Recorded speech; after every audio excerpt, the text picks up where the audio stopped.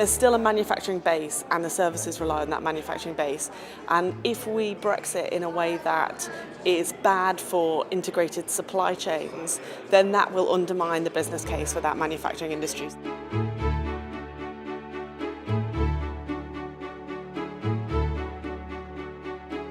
So when the UK leaves Brexit, we're in a post-Brexit scenario, I think we're going to need to see a governance structure that gives much more formal powers to our big cities, in particular across England and indeed in Scotland, in Wales. In the end, people feel like they're able to move ahead and their city or their town is able to move ahead if it's got economic prospects. So you've got to have powerful, devolved governments like London has in the north of England. And that means maybe taking the Transport for the North infrastructure and really bolstering that with significant powers to deliver infrastructure. That means towns and cities being able to have a sense of plan for their future economy and, most crucially, having the powers to deliver it. So whether that means taking things like education powers away from Whitehall and devolving them to towns and cities in the north, we've got to have real and practical powers for economic development.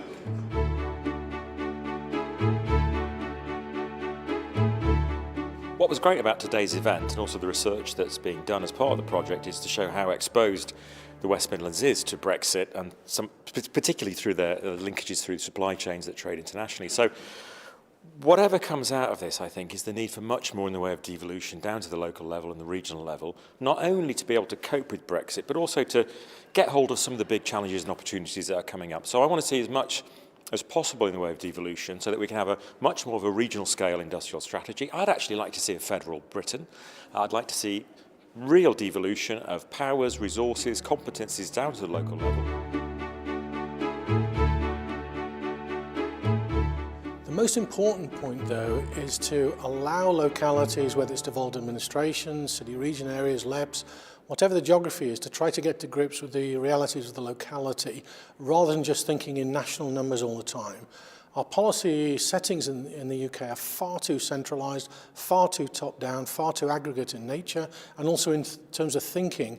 And this is the way to empower local actors, stakeholders, to come together, to work together on the local problems as they understand them. They know what the bottlenecks are, they know what the challenges are, and it's their responsibility to try and come up with what are potentially workable and feasible solutions. Importantly here, we need consensus and working across political boundaries.